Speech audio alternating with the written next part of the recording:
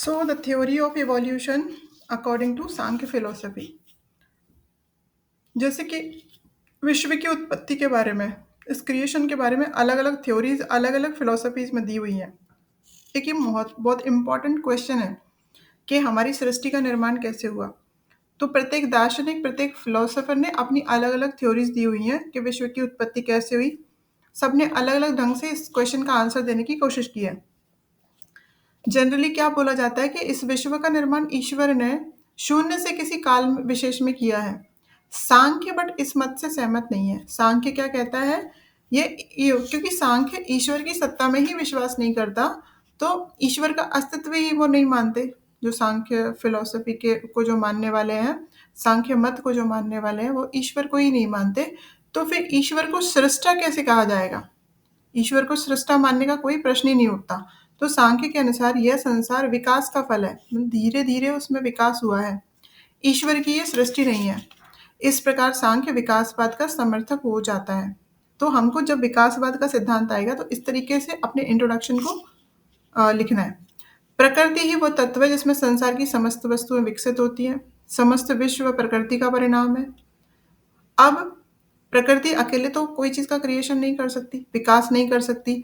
प्रकृति में 3 गुण हैं, जो कि एक साम्यावस्था, एक इक्विलिब्रियम में रहते हैं। वो है सत्व, रज और तम। प्रकृति का एक गुण है कि वो निरंतर गतिशील रहती है। गतिशील, एक तरफ हम कह रहे हैं कि वो जड़ है, दूसरी तरफ हम कह रहे हैं कि वो गतिशील है। तो जड़ ऐसे कि वो निष्क्रिय है, मतलब वो अपने आप से कुछ नहीं कर सकती, उसमें कोई मूवमेंट्स नहीं है, बट उसमें एक निरंतर प्रगतिशील है, मतलब उसकी फॉर्म्स में चेंजेस होते रहते हैं। लाइक कैसे? जैसे कि हमको पता है कि प्रकृति केवल जो चीज़ें दिखती हैं वही प्रकृति नहीं है। जो चीज़ें सटल हैं, जो चीज़ें सूक्ष्म हैं, वो भी प्रकृति में ही आते हैं। तो उनकी अवस्था जो होती है, उनकी जो फॉर्म होती है, वो हमेशा चेंज होते रहते हैं। जैसे कि हम देखते हैं इन्वायरमेंट में होने वाले चेंजेस दिखता है हमको, हवा दिखती है, एयर हमको हम देख सकते हैं, बट वो भी प्रकृति का ही एक रूप है, वो सटल है। पहाड़, पौधे, पक्षी, ये सब चीज़ें हमको दिखती हैं, वो उसका एक एक मटेरियलिस्टिक रूप है जिसको हम देख सकते हैं। तो ऐसी जो दिख सकती हैं और जो नहीं दिख सकती, सब प्रकृति का ही रूप है। तो प्रकृति जब शांत अवस्था में रहती है, तब भी प्रकृति के गुणों में परिवर्तन होता है, मतलब हर वक्त परिवर्तन चलते रहता है।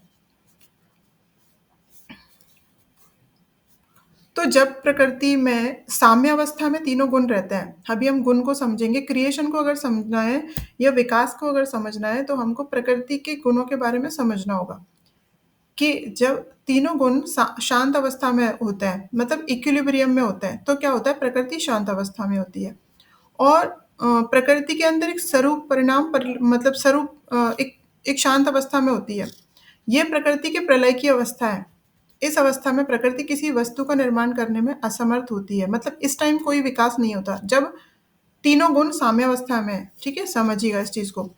विकासवाद की क्रिया तभी आरंभ हो सकती है जब प्रकृति में विरूप परिणाम हो, मतलब उसमें कुछ चेंजेस आए, उसके जो गुण है उनमें कुछ चेंजेस आए। वो गुण में चेंजेस कब आते हैं? जब प्रकृति और पुरुष का संयोग होता है। इसीलिए प्रकृति और पुरुष का संयोग आवश्यक है।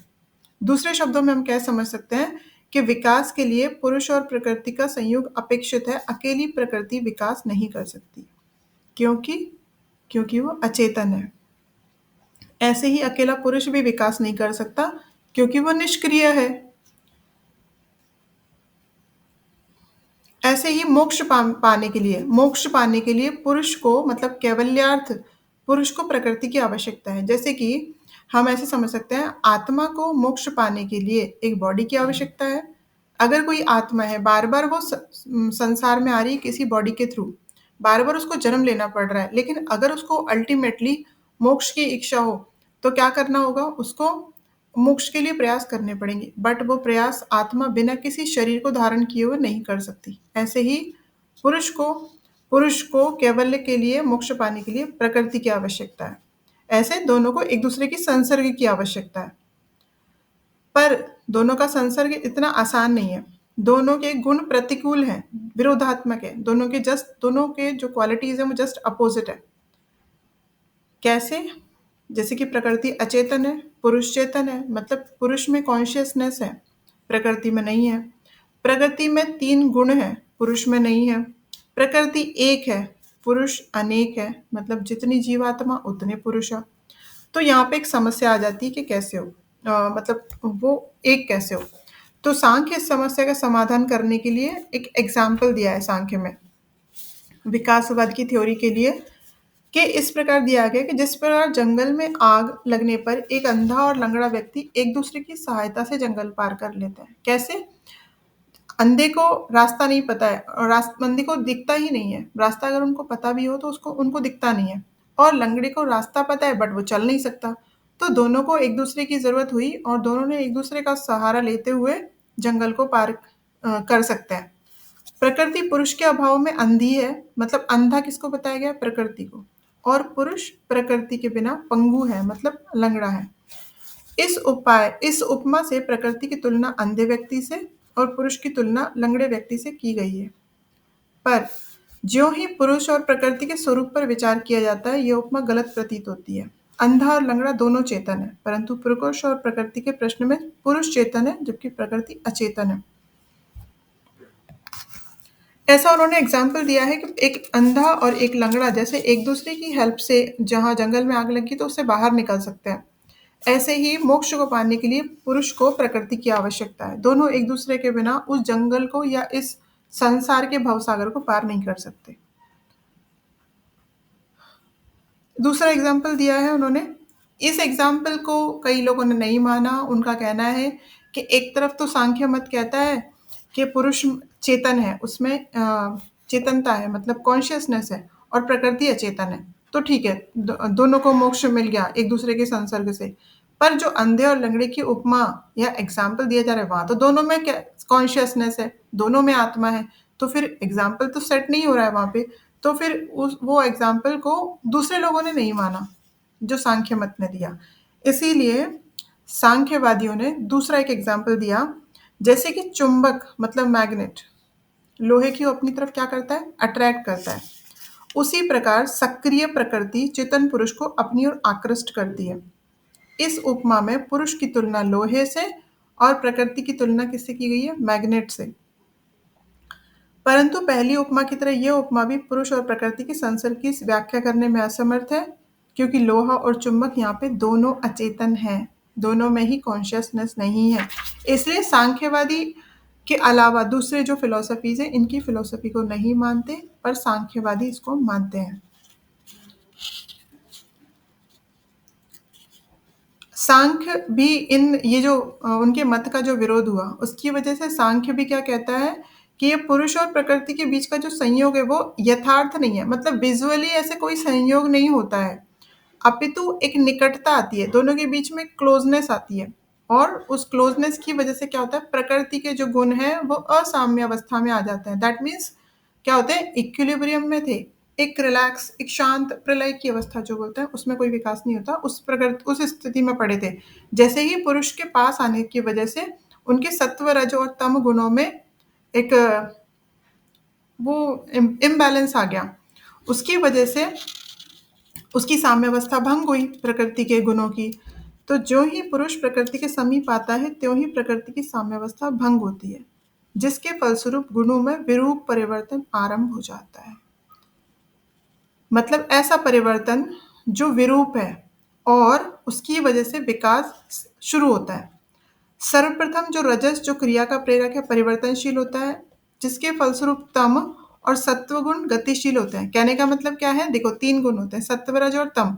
तो पहले रजोगुण जो है ना वो डिस्टर्ब होता है।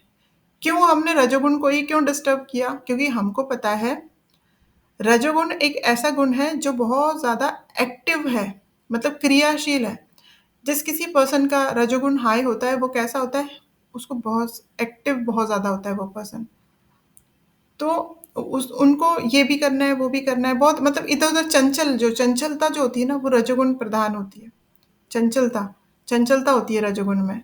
तो जैसे ही रजोगुण डिस्टर्ब हुआ तो उसने क्या किया? सत्व और तम को भी डिस्टर्ब कर दिया।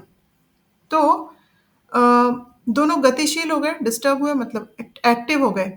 इस प्रकार प्रकृति में भीषण खलबली मच जाती है और एक प्रकार का गुण दूसरे प्रकार के गुण पर आधिपत्य प्राप्त करने का प्रयास करता है। दैट मीन्स वो हर कोई सुपीरियर अपने आप को या ऐसे समझ लीजिए कि वो डोमिनेटिंग हो जाता है वो वाला गुण। डोमिनेटिंग होने की कोशिश करता है हर गुण। तो अधिक बल वाला जो है वो जिसमें ज़्यादा ताकत होती है, जिसमें ज़्यादा एनर्जी होती है, वो दूसरे वाले गुण को डोमिनेट करने की कोशिश करने लगता है। तो ऐसे गुणों के में जिस तरह का इम्बैलेंस होने की वजह से कभी एक गुण, कभी दूसरा गुण हाई होते रहते हैं। कभी सत्वगुण अधिक हो जाता है, कभी रजोगुण और कभी तमोगुण को प्रधानता मिलती है। और जैसे जिस गुण को प्रधानता मिलती है, जैसे सत्व हाई हुआ तो सत्व से रिलेटेड एक एलिमेंट बन जाएगा, रजो हाई हुआ तो उससे रिलेटेड एक एलिमेंट उसमें बन जाएगा। तो नए-नए पदार्थों का आविर्भाव होता है ना, मतलब नए-नए पदार्थ, नए-नए एलिमेंट्स बनते हैं। यही है विकासवाद। जो हमने टोटल 25 एलिमेंट्स पढ़े हैं, वो विकासवाद का परिणाम है। विकास हुआ इसलिए वो एलिमेंट्स बने। यह जानने के लिए कि विकासवाद का आरंभ कैसे होता है, यह जानना आवश्यक है कि विकासवाद का क्रम क्या है। क्रम बहुत इम्पोर्टेंट है। तो इस क्वेश्चन के आंसर में आपको डायग्राम बना के उस क्रम को, उस ऑर्डर को बताना है। क्योंकि ऑर्डर बहुत इंपॉर्टेंट है। सबसे पहले क्या होता है, प्रकृति से महत तत्व का आविर्भाव होता है, महत बनता है पहले। जैसे प्रकृति पुरुषा मिले, देन महत। महत का अर्थ महान होता है। परिणाम की दृष्टि से महत प्रकृति की सभी विकृतियों से बृहत है। इसको बाह्य दृष्टि से, मतलब बाहरी रूप से इसको महत कहा जाता है और आभ्यंतर दृष्टि से इसी को बुद्धि कहा जाता है। दैट मीन्स महत बुद्धि एक ही होता है। तो आप प्रकृति पुरुष लिखेंगे, देन एरो करके महत और ऑब्लिक बुद्धि, ठीक है। उसके बाद जो क्यों, जो क्योंकि बुद्धि हर किसी में, हर जीव में विद्यमान होती है, हर किसी में प्रेजेंट होती है बुद्धि। इसी तरह महत को ही बुद्धि कहा जाता है। बुद्धि के दो काम हैं, एक तो निश्चय मतलब डिसीजन लेना, और एक अवधारणा मतलब एक अवधारणा टाइप का। और बुद्धि की सहायता से किसी विषय पर निर्णय दिया जाता है। उसके बाद बुद्धि तीन तीन बुद्धि के तीन गुण हैं। बुद्धि का स्वरूप सात्विक माना गया है। फिर भी क्योंकि बुद्धि का प्रादुर्भाव, जैसे कि हमने बताया सत्व, रज और तम, इनमें से जो ज़्यादा हाई होता है उसके अकॉर्डिंग एलिमेंट्स या पदार्थ बनते हैं। तो सत्व गुण हाई होने से बुद्धि का निर्माण होता है। ऐसे अलग-अलग गुण हाई और लो होने से अलग-अलग एलिमेंट्स का निर्माण होता है।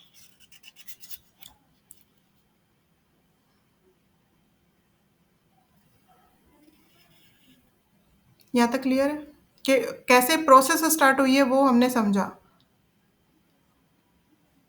उसके बाद प्रकृति का दूसरा विकार अहंकार है। महत हो गया, फिर अहंकार। इसको हम एक डायग्राम के थ्रू समझेंगे। ऐसे स्टेप बाय स्टेप एक एक ऑर्डर में अलग अलग चीज़ें बनते जाती हैं। अहंकार, उसके बाद अहंकार तीन तरह का होगा, सात्विक अहंकार, तामसिक अहंकार, तेजस अहंकार।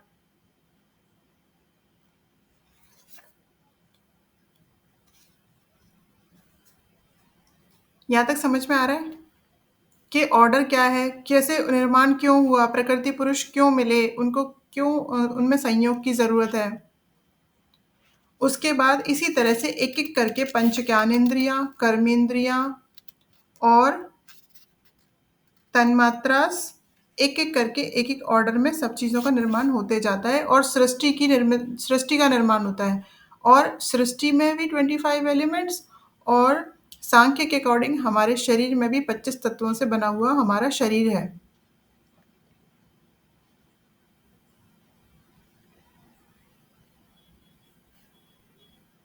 विकास का ये क्रम सांख्य कारिका में वर्णित है। जो क्रम हम पढ़ रहे हैं अभी और आगे पढ़ेंगे, इसी ऑर्डर को सांख्य कारिका मतलब ईश्वर कृष्ण ने जो लिखी है उस सांख्य कारिका में इसका ऑर्डर बताया गया है।